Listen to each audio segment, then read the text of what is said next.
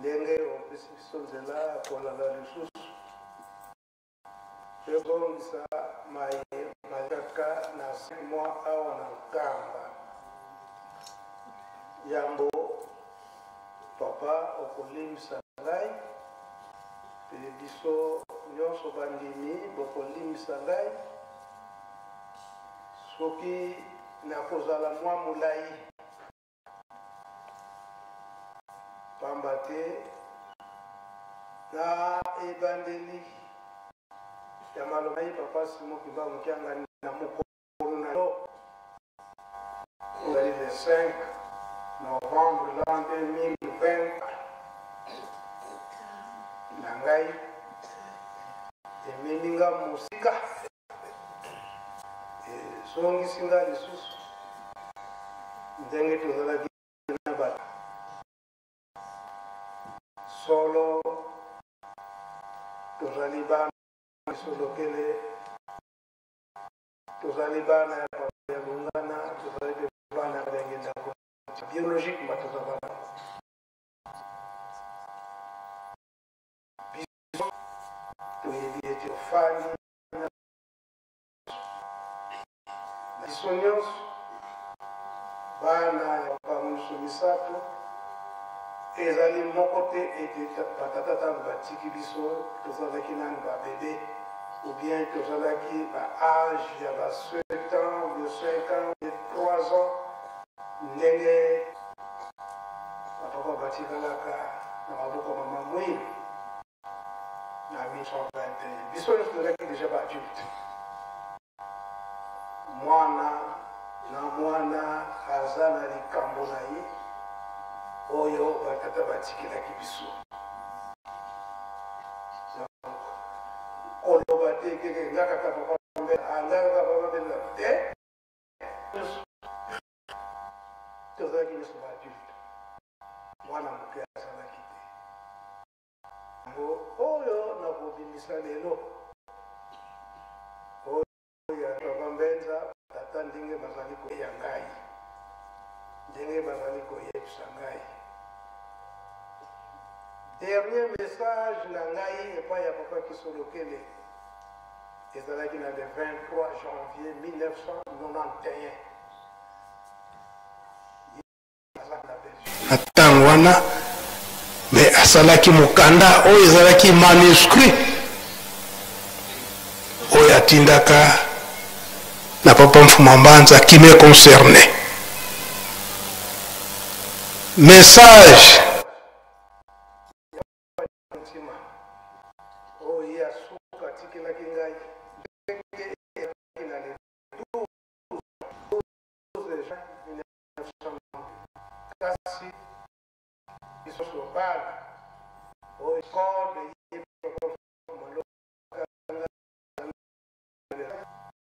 1992 mpe ya papa Mfuma Mbanza oyo ezalaki na le 16 août l'an 2001 na 4 heures du matin. Donc makambo nyonso wana nabombaka yango mpe ndenge bayebisaka ngai yango nakolobaka ntango nyonso. Yango nalobi ete ntango bapapa batikaka biso ezalaki na mwana moko teke azalaki nanu adolescent biso nyonso tozalaki deja ba adulte toyebi. Yango ndenge papa asali introduction na ye na makambo oyo ya lelo biso nyonso tolandi mpe oyo epesi biso esengo. Yango na le 18 janvier 1989 ndenge bapapa bafandaka awa papa Mfuma Longo ya des fois abandaki kosala te pe asalaka tourner na ba section nyonso ya Nkamba asalaka tourner ya ba section nyonso ya Nkamba pe ba mboka oyo ezingi Nkamba to Kinzungidila abandaki kobengisa bango mboka na mboka kopesa instruction pe likambo na ye abandaki koloba tango nyonso na tango wana ke prédication na ye ezali ete mingi bakoya pene na bino, mingi bakoya pene na bino koloba mabe pona nkamba, koloba mabe pona bapapa bango nyonso misato po ete kokitisa kondimba na bino, po ete esala eke bosa na nkamba Yerusalemi ke eloko oyo batiaki na nkamba awa eza lisusu na valeur te, eza lisusu na ntina te, bokomona bato ndenge wana bakoya. Me bino bogarde kaka likambo na bino te, ndenge alobelaka na terme te, bobungisa kiana na bino te. Donc bobungisa chance na bino te oyo eza na kati na nkamba na Yerusalemi, esika mosusu te. Ekoya kokoma kozala ndenge bayuda babungisaki oyo ya bango. Nayebi te biso papa pasteur, papa Katembo, papa nani Kabemba, ndenge nini bayuda babungisaka oyo ya bango, eza na chapitre nini wana liloba ya papa ya ngenda. Bato wana bakoya ko décourager bino na makambo moko ya mabe pour nkamba mabe pona bino bato bofandi na nkamba oyo ko décourager bino. Sika nazoloba wana yo papa Christian Press bomsa esika wana ya kiana mwemvo. Les temps bazoko luka kuna yo chana nukasetu wana. Liloba wana yango papa Mfumalonga silikisaka ye penza koya koloba mabe pona nkamba, koya kolobeke awe eloko lisusu te, boye bato ndenge wana bakoyela bino. Ba jeune oye. Si bayela kitu binano bayeli biso te. Baza ebele.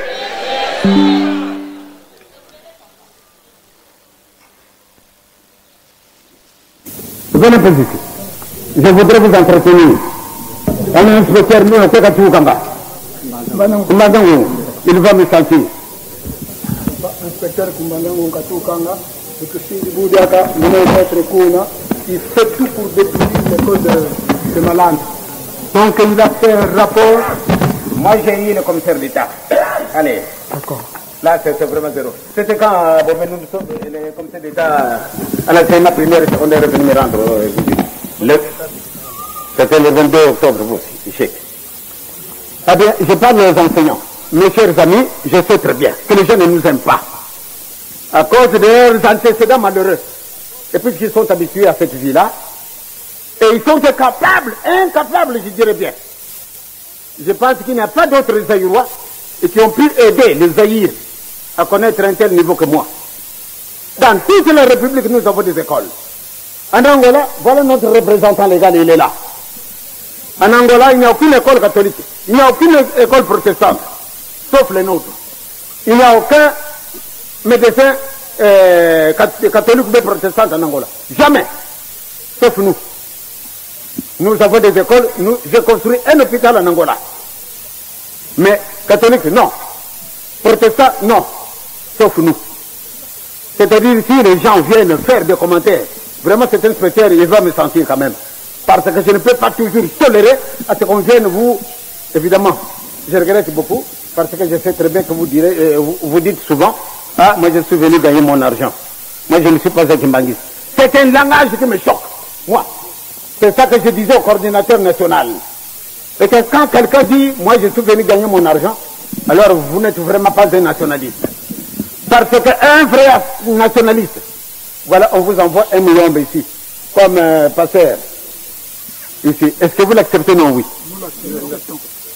C'est parce qu'il est nationaliste. Je l'ai amené de Mayotte et il est ici, à Kiana. C'est lui de Kiana.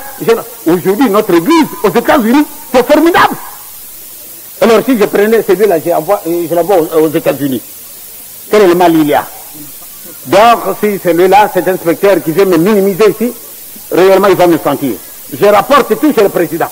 Parce que des choses comme ça me choquent. Je ne peux pas toujours tolérer des bêtises comme ça. Donc ne reculez pas.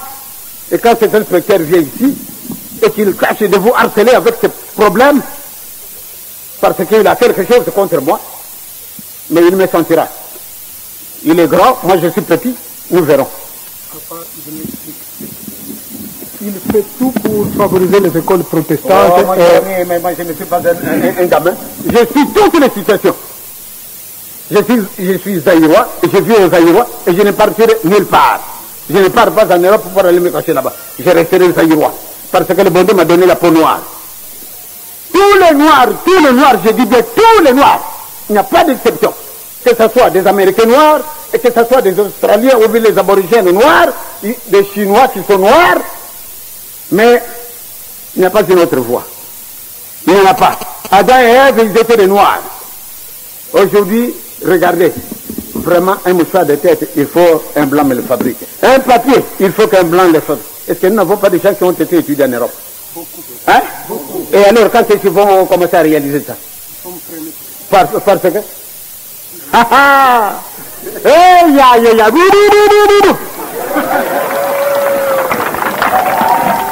Aucun noir au monde aujourd'hui, vraiment. Mais nous avons beaucoup de savants. Même dans notre région, nous avons beaucoup de savants. Est-ce que nos savants peuvent faire quelque chose? Non. Ah, il est un handicap. Et on n'a jamais fouillé pour essayer de chercher. Pour savoir exactement. Mais pourquoi nous sommes les derniers de toutes les races que le bon Dieu a créées?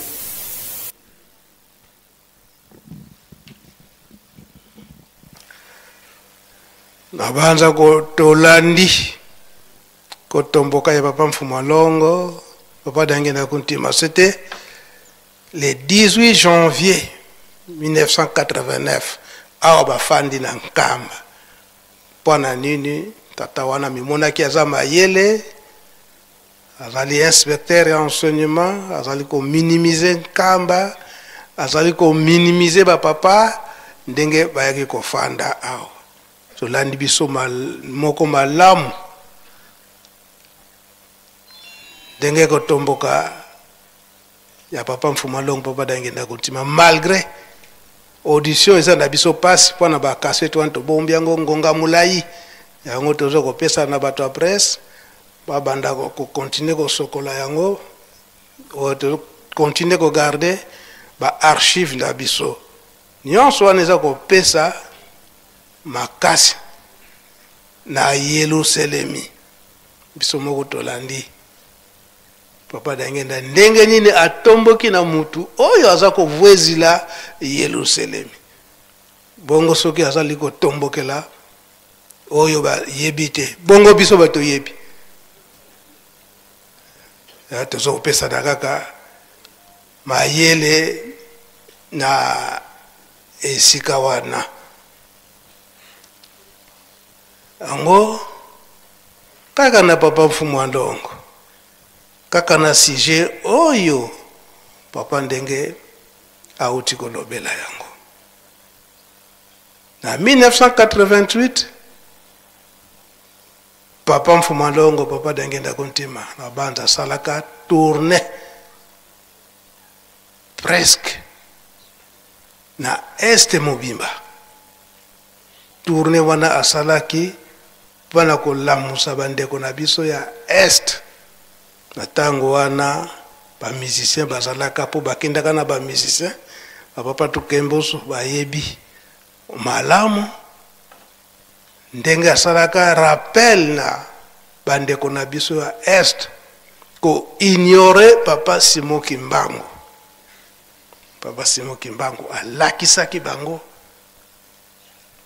le papa Mfumalongo, papa Dangenda Kuntima alamusaki bandeko na biso ya est na bokasi oyo papa Simon Kimbangu asalaki pona ko récupérer bandeko na biso ya este nyonso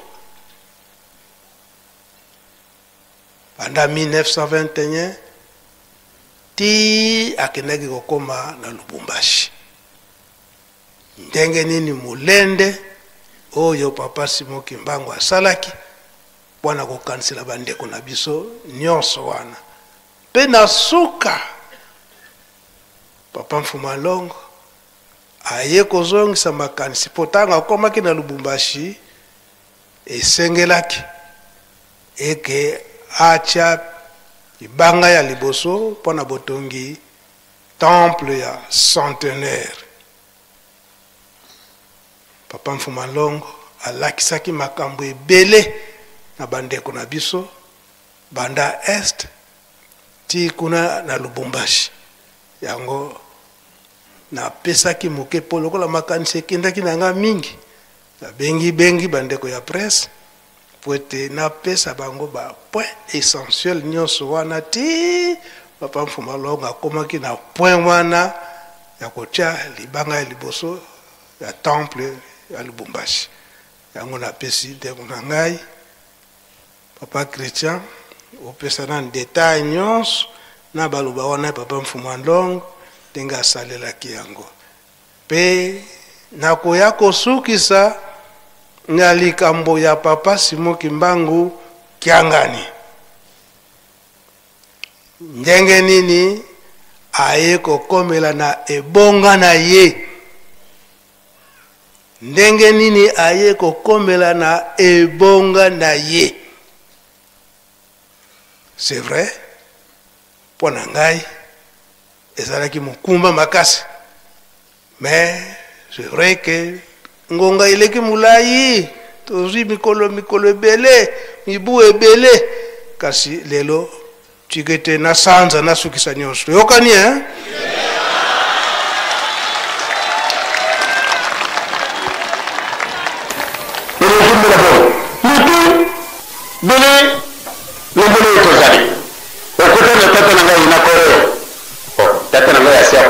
12 octobre 1951.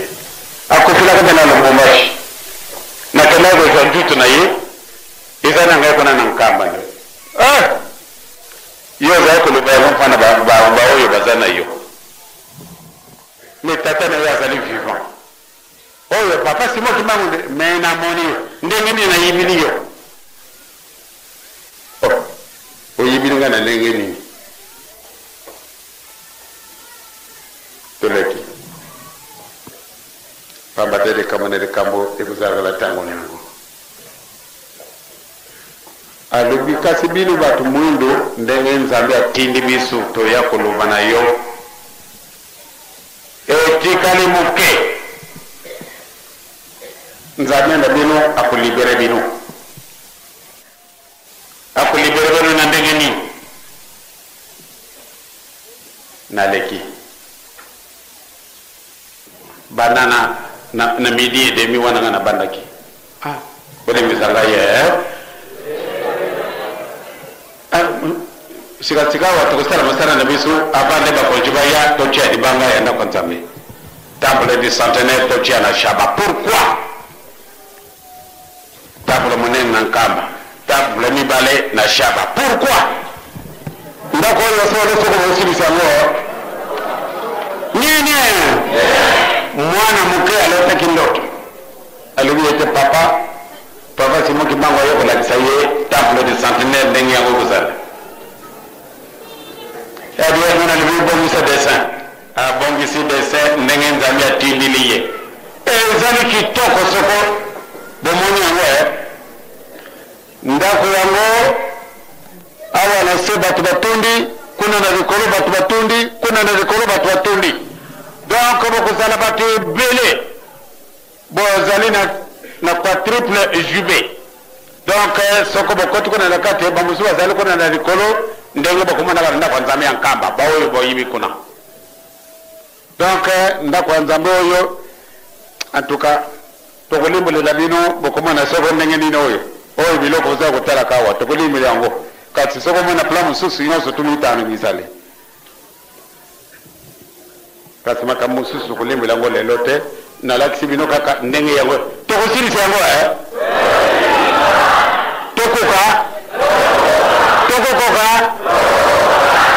Bon, ce que tu as solo, tu as démarré Moussala Nenga lobby ciment, fer à béton, sur les natures de Banga, tu as démarré la fondation. Il y a un peu de Bundapona pour mettre à Moussala Moussala. Il y a un peu de sac. Tu as démarré, tu as démarré. Tu m'as dit il va malamo président Bissou Akuzala kana slogan moka pour le baka. Pour le baka makambo Oto sito juu yango. Oh papa kuyaka wate. Tango yo bokumona ngambala mingi wa. Fana kusiri sanda koyo.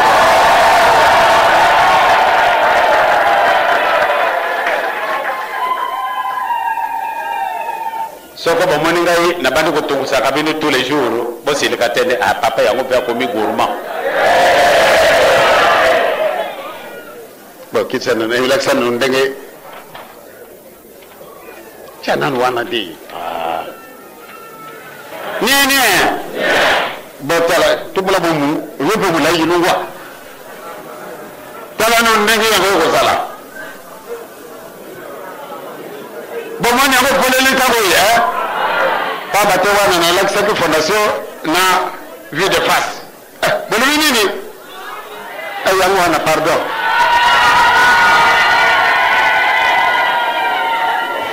Sina kati na ye vide, n'y a rien.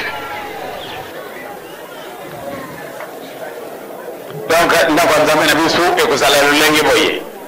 Beaucoup coca. Bon, la sanga sonité. Pambate, yango ezali eloko nzambi atindi. Ezali dessin. Soko to kokokate, batatana ba mama shaba makamanda bino wana.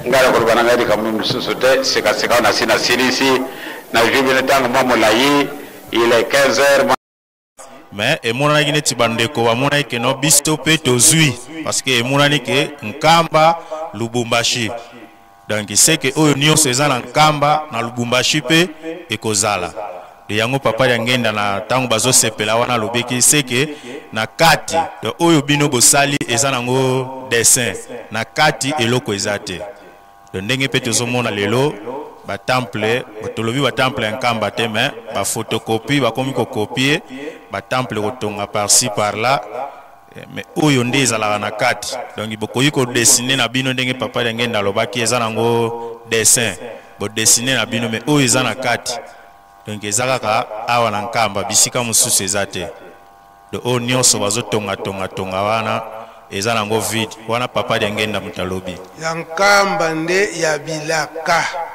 ingeta papa suka wana lobela ki ete wana kuna ezali vide po emonana ki ete kuna pendenge balobaki ke na Lubumbashi deke bazwi temple wana na makambo nyonso donc pouvoir o eza na nkamba yango moko kaka pe eza na Lubumbashi sika wana alobaki te kuna ezali vide. Tu comprendre le sika wana? Ndenge moko peka papa na ba temple o tozomona lelo. Bato batongi parfois bakanisi o yankamba eke kuna wana peza vide. Po o ezali ya bilaka. Ngeta papa. Tu comprendre le sika wana? Parce que abandaki pe na kopesa explication ndenge papa Simon Kimbangu asalaki parce que bango balobaki mingi que papa Simon Kimbangu akangami kune pa na bango donc akangami awa na Congo central ake Lubumbashi asali 30 ans na Bunzoto asali 9 ans na se ya mabele donc 39 ans bafandi na papa Simon Kimbangu yango yepe ayai ko rappeler bango que même yemoko papa de ngenda yepe asali 39 ans ya kasho. Pourquoi kuna 39 ans yepe asali 39 ans ya kasho. Donc nyonso oyo ya kuna yango esala ke akende ko zoaye pour que azongi saye na nkamba esika mabele ya kivuila donc mabele ya elaka ezali. Donc oyo nyonso tozo tonga bisika tozo tonga soit disant to copier formule en nkamba mais eza ya elakate eza vide na komba tata mona pe tata molimo santo. Merci. Et c'est quand on a dit papa Zongana. Merci. papa mfumolongo akikobakisa boyete biso bakimbangiste malamu tososola na esika wana likambo eza na se makolo na biso eza epai na biso pouvoir nyonso wapi na ngamba kasi ndenge papa alobaki yango na bilanda-landa tozali kobungisa kiana na biso tozali kobungisa science na biso kasi esika tozokende kolukila po tozala na science ya koleka bango kuna babandi koregrete po na biso bamindele babandi koregrete toyebi ke likambo eza epai na bino ndenge nini bino bozoya epai na biso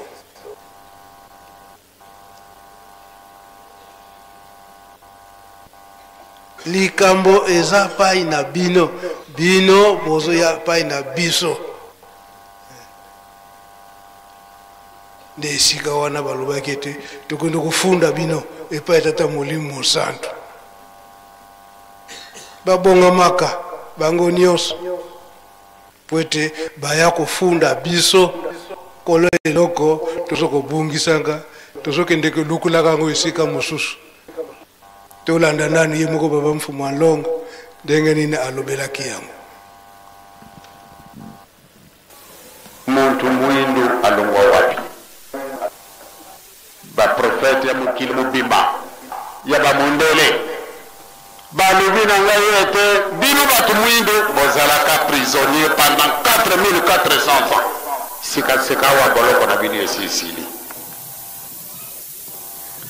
na 78 ou bien na 78 baprofete nyonso to ya mokili ya bamondele balongwe na Amerike balongwe na Japon bamosusu balongwe na Corée bamosusu na Allemagne bamosusu na Italie bamosusu na France bamosusu na Belgique bango baye na ndako na ngai balobaki ete nzambe atindi biso epai na yo nazalaki na ye pamba te ngai na ndako na ngai okenda kuna na minuit okukuta na ngai moko te okenda na 2h du matin okukuta ngai moko te nazalaka na ye na membre du comité central maître Mbungu na mon directeur de cabinet Benansilu tozalaka pe kubongisa fete na biso tangu twaga na biro na ngai ya moke baoyo bakotaka na biro na ngai na mokoto bayo kulobana bamundele batundisi ndako na yo bamundele balongo wapi tuya solo bamundele bazali toyibinante kumeka 30 na 20 likamuni bayo na nini bayo na autobus moko munene eza na libanda ana kanisi no na kanisi bazali ba touriste balongwe na mokeli mosusu balingo salanga visite surprise to pesi de bondele tokei ntango tobini na salon bawo boyini kaka ndako na ngai ntango na bini na salon madame wana moni ngai apate kolela ngai napesi bango nyonso tumbote nana lobi na sala nini mpoate nalongola nani makanisi mfana nini aza kolela ale nana pesi de bondele ntango na pesi de bondele iya ayoki yango ale atiki kolela tango atiki kolela ngana kili me madame eza kolela nini alobi muntu mwindu mawa muntu mwindu mawa muntu mwindu lubozali mawa vraiment nazali na mawa mingi na kumona makambo na moni na ndako na yo likambo nini omona ndako na ngai likambo esalinga mpasi yango oyo toyibi malamu ndio yo soko ozali koloba bato bakomona mpamba vraiment eloko ezangi ntina alobi me madame oyibi ya molenge nini alobi mokolo mosusu nazalaki na retraite na mboka na bango na Corée na bangomba monene mozali kuna namonaki papa na yo kuna na Corée yo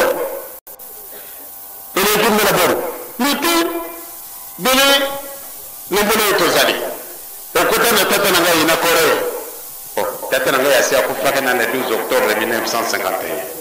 À Kofila que dans le Mbombashi, na kana go zanju tunaye, izana ngako na nkamba. Ah! Yo za ko lo ba fana ba oyo bazana yo. Mais tata na ya zali vivant. Oh papa c'est moi qui m'a dit mais na moni yo, ndenge na yibini yo. Oh, yibini ngana ndenge ni. Toleki. Pambate de kamone de kambo e vous avez la tango. Alobi kasi bino batu mwindo ndenge nzambe atindi bisu to yako lobana yo. Etikali muke. Nzambe na bino akulibere bino. Akulibere bino na ndenge ni. Naleki. Ndenge nini alobi ete akulibere bisu. Nalobi bisu zali indépendant. De ya solo. Politiquement vous allez indépendant. Même à Kamousous Mazangi. Il y a un monde mouido. Il y a solo bolo qu'on a dit ici Sili. Non, le Bukasi bolo qu'on a dit sous Otokotaki Nantina Nini. Et puis, mais bien sûr, tu n'es pas Kuyiba. 4400 ans. Tu as allé battre la bolo. Les sous-nini, Oyo Zambi, à Kaluru Sou, Kanamouana. Bolo qu'on a ici, les Kala, de tout temps, Oyo. Tokamati sikaseko obandakisa. Mais Yesu Kristo akufi elekena nous 2000 ans. Donc Yesu Kristo akutaki biso na boloko. Yesu Kristo yaki mpana kulibere mutinyo surtout. Oyo asalamaka na elilingi ya nzambe tata koli Yesu ili musa. Pamba te nzambe aliwe tosala mutu na lolenge na biso. Kasi sikaseko boloko na biso isile katango oyo. Donc Yesu akuti biso na boloko. Yesu atiki biso na boloko. Ba mususu bazali libéré et biso nde totikali boloko pona nini. Alors totuni ba libération ekozala ndenge mibali. Ye tata nzambe asia yibi mabero to saraki apesi biso di tumbu ya 4400 ans. Et sika ya libération ontologie. Ezali après avoir purgé peine. Il y a des camouflages sociaux ou bien des amis libération conditionnelle. Bamundere wana batali baseki. Balubi nzambe akosaka te. Nzambe akosaka te. Bino bo sepela. Biso tulunga na mikili na biso toye pa ina bino. Et toye ko pesa bino message. Intérêt nini izana biso kwa tutia kutadela yo. Kasto yinu mara mwete bakumana ka yo lo ko pamba ngana lubi wana ko bara yote. Kubanga te. Mundere wana ye mutazara ki porte de parole ye baninga abimi saki makambo beli. Vraiment ça la ka biso passe. Kasi natali saka ba mundele balubi votre prison est terminée. Après avoir fait 4400 ans de condamnation. Donc ça la de Kamonini. Car c'est la prison est terminée.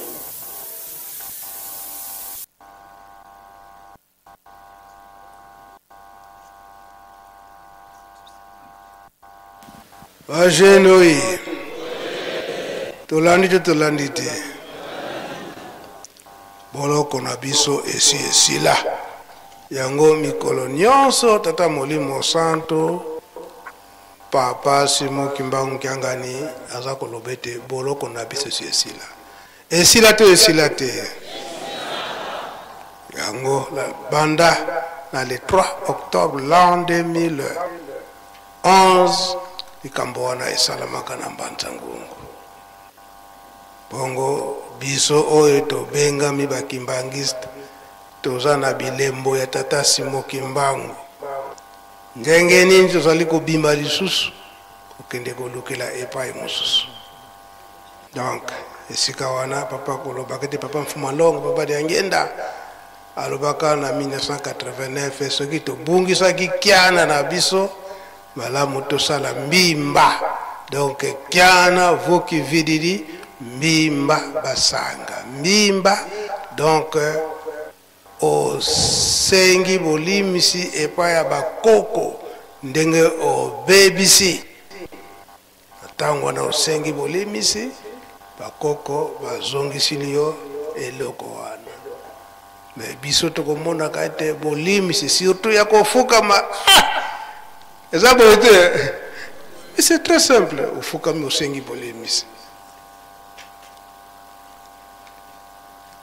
chance na yo wana ezongi yango mpona kosilisa kambo oyo toza kobunda na yango ya tata molimo centre papa Simon Kimbangu Kiangani o ye te totyaki ye kotya totyaki ye kotya yango likambo yango ntango elandaki ebimaki na l'an 2001 ngai nde solo papa Mbenza ngai nde nazalaka na problème mingi ebandaki kosala ngai pasi likambo wana ke biso nde totyaki ye kotya na esika wana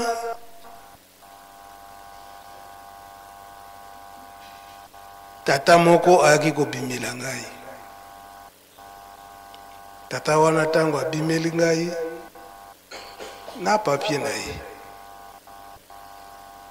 bien baza kobundisa yo parce que balobi ete bino bato botyaki ye kotya bino botyaki ye kotya tata wana abimelaki nga mpenza boye abimilaki nga mpenza boye me ayebisi ngai ke nazopesa bachapitre nyonso nazopesa bachapitre nyonso kasi apesi yango epai na yo tina mikoleko ya soki motungisi eleki bongo nde kobimisa papier oyo ezalaki na l'an 2004 ndenge papa asalaki introduction na ye yango nasengaki ye nzela nakende koluka nanu papier wana papier yango namonaki yango heureusement ezalaki nango mosika te namonaki yango na baarchive na ngai yango bachapitre nyonso wana na écriture yango mpe papa de Gaulle ndenge napesi ye yango amoni écriture ya tata wana donc papier yango yango tata wana alobi ete ndenge boza kobunda eke bino bato botye papa Simon Kimbangu Kiangani soki ntango ekoki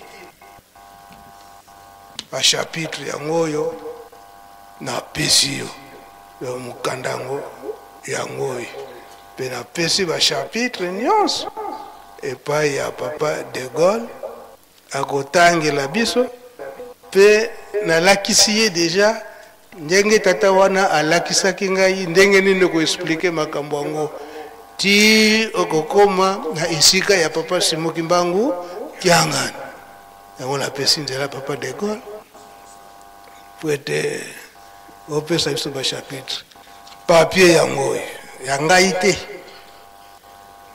me po ngai mpe nazalaki komitungisa likambo yango ntina papa Simon Kimbangu Kiangani na ndenge nini eke ekomi ete ye moko amitié biso bato otyaki ye te na bachapitre nyonso wana mpe na bachapitre wana bachapitre mosusu eza kokebisa biso oyo toza koloba eke biso bato otyaki ye o amitiaki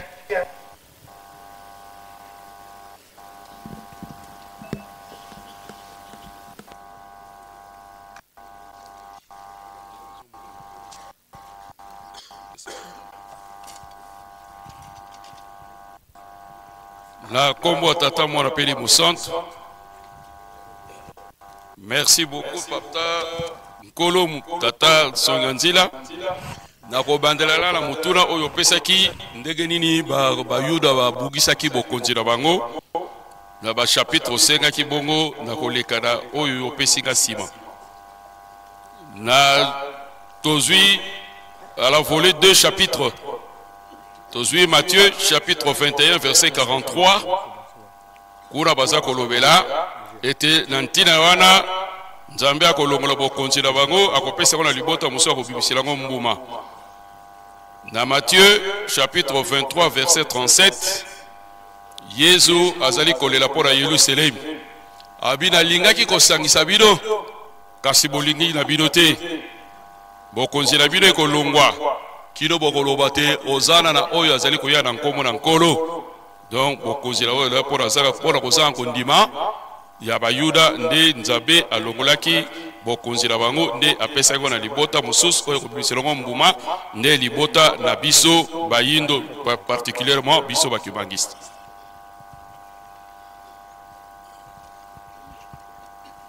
Na oyo papa uti koloba mukanda bapesaki ye apesi biso tobeye ko relever ba chapitre 2 ye moko lobi bakava écriture mais tosimbi kaka tokotanga libuso elaka to promesse na 2 Samuel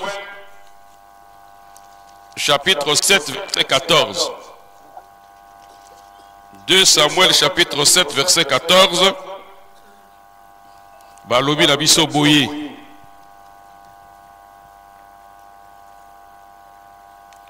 ngai nakojala tata na ye ye mpe akojala mwana na ngai soko akosala mabe nakopesa ye etumu na fimbo na bato mpe nakobetama na bana na bato nde boboto na ngai ekolongwa na ye te lokola nalongolaki yango na Saulu ye oyo atangolaki ngai liboso na yo. Toza kokata noki doki parce que na des alliés belé kuna bapesi biso promesse ete loboko na nzambe soki epesami na oyo ye aponi akoki kolongola ngo te ekotikala kaka bongo ndenge ye moko abongiseli yango. Deuxième chapitre 1 roi chapitre 1 verset 5 kino na suka kuna musika na kotelema na katikati. 1 roi chapitre 1 verset 5 suivant.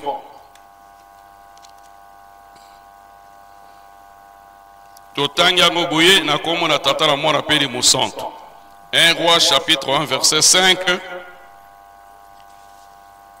Adonia amikumisaki. Adonia mwana na Agiti amikumisaki alobaki ete ngai na kojala mokonzi abibongiselaki makalo mpe bato na mbalata mpe bato ntuku mitano ete bapota liboso na ye. Tata na ye apamelaki ye mbala moko te ete osali bongo na bongo mpona nini. Ajalaki mpe moto na kitoko mpe mama na ye abotaki ye sima na Abeseloma. Alobaki na Yoba mwana na Selula mpe na nganga Abiatala babilaki Adonia mpe basungaki ye. Donc bokedo kuta kuna bo continuer baso ko lakisa biso ndenge nini Adonia autoproclamaki mokonzi na Yerusalemi nanu David akufite. Yango na David pe apamela ki ete pona ni okoko sala biloko ndenge wana ezali malamu te ngana tikala ki jabe ko pona yo ke yo ko sala mokonzi toko continuer ko romona ke bambuta ya ntango wana o basa ko sala na roi David wa ko mokolo bango pe balandaki Adonia bapesi ye maboko mpote bango pe bazala bakonzi. Toke na 1 Corinthiens chapitre 1 verset 27 à 30. 1 Corinthiens chapitre 1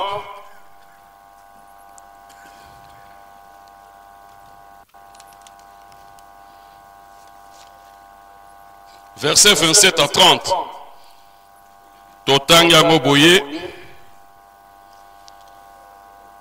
kasi Nzambe aponi biloko na bolema na mokili ete ayokisa biloko na mayele nsoni mpe Nzambe aponi biloko na bolembu kati na mokili ete ayokisa biloko na nguya soni.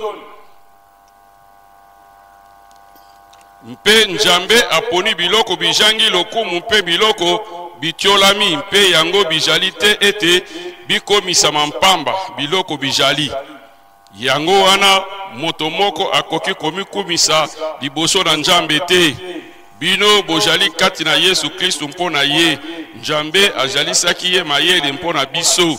Ajali mpe moyenge beni na biso mpe bule na biso. Pela moko esili kokomama ete tika ete ye oyo ajali komikumisa amikumisa na nkolo. Bikoba papa diangene zaya koloba te nda bamizuelaka te tika bapesa yo. Donc Nzambe akoki kobongola eloko pamba ndenge papa diangene adimbolaki na tata oyo zai kopesa ye ya nkamba na monkoto. Abi kisita oyo nakoki kobongola ya koma président de la République. Donc Nzambe nde aza na nguya wana ya kobongola eloko ya mabe ekomisi malamu to eloko ya pamba akomisi mutuya. Papa Simon Kimbangu asekwisaki bibembe asalaki université na Lovanum te. Mais basali université na Lovanum bakoki kosala musala oyo papa Simon Kimbangu asalaki te to oyo papa Simon Kimbangu kyanga nazali kosala. Banda tongo koyamba bato kino minuit soki ezali kaka na nzoto oyo to na mayele okoklake. Toke na Deutéronome chapitre 31 verset 7.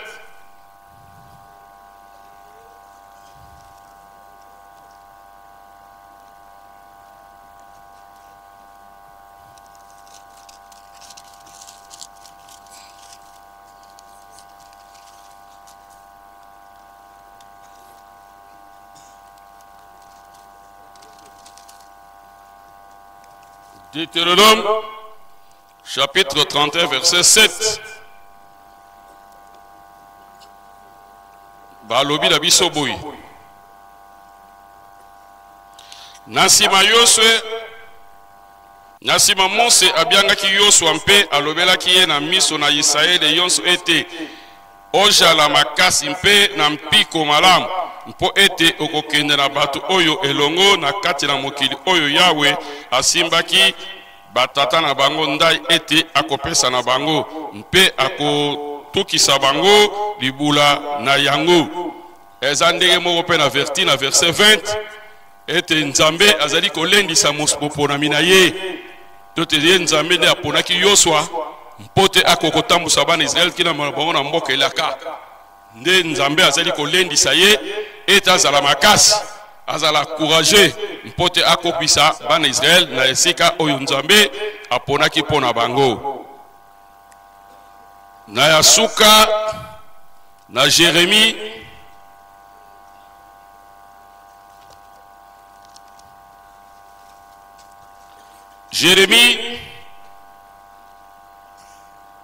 chapitre 1 verset 5 à 8.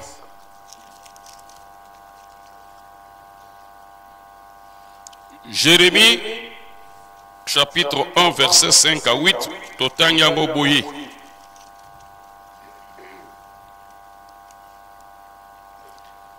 Na verset 4 bandi di lobana Yawe eyelaki ngai ete na ino na tongi yo kati na libumu te na yebaki yo mpe na ino obotamaki te na bulisaki yo mpe na pesaki yo lokola mosakoli epai na mabota nalobaki ete nkolo Yawe tala nayebi koloba te Nzambi ngai nazali bobele elenge nde Yawe alobaki na ngai ete loba te ete nazali bobele elenge Nzambi okokenda epai na bango yonso ekotinda ngai yo epai na bango okoloba yonso ekolokisa ngai yo banga bilongi na bango te mpo ete ngai nazali na yo elongo mpona kobikisa yo Yawe alobi bongo.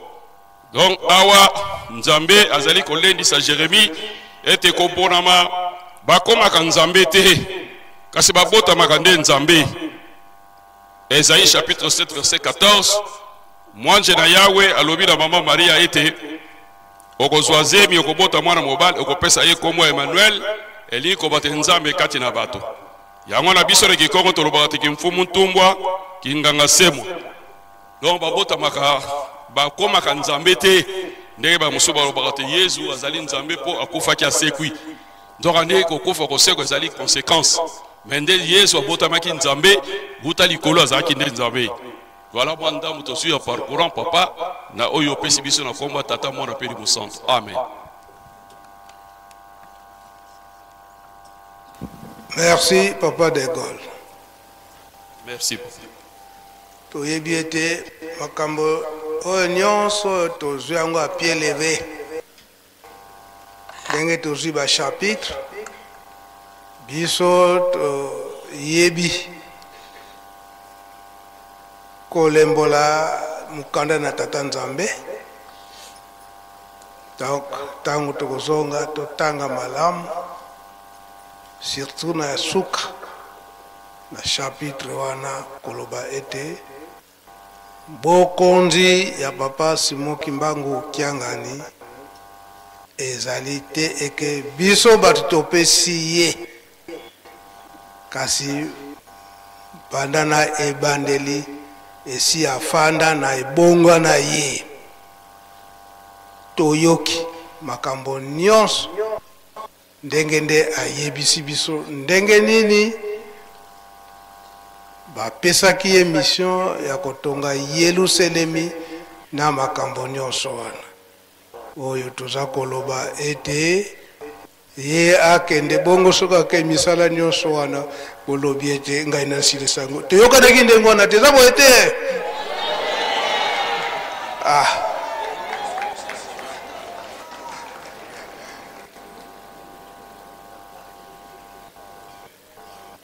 bapesaki ye yango.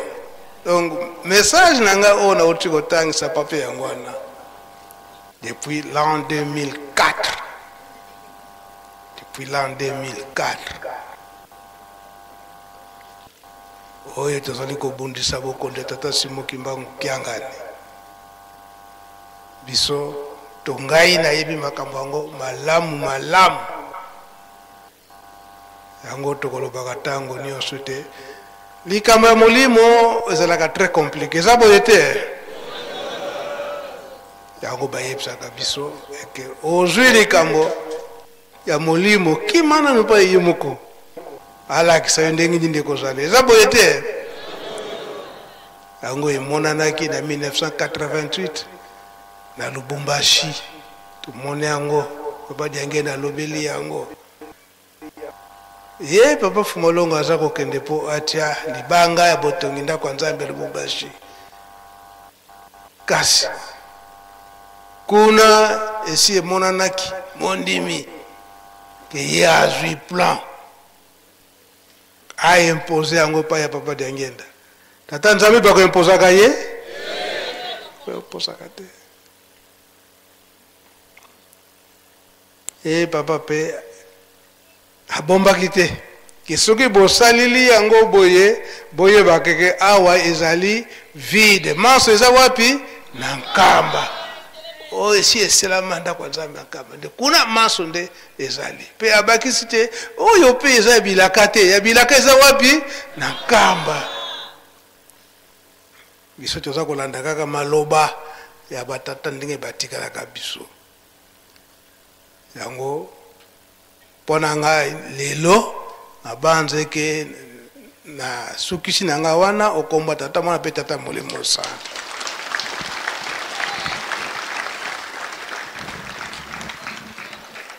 Merci papa Mbenza tolandi maloba na yo tolandi pe ya papa toza na esengo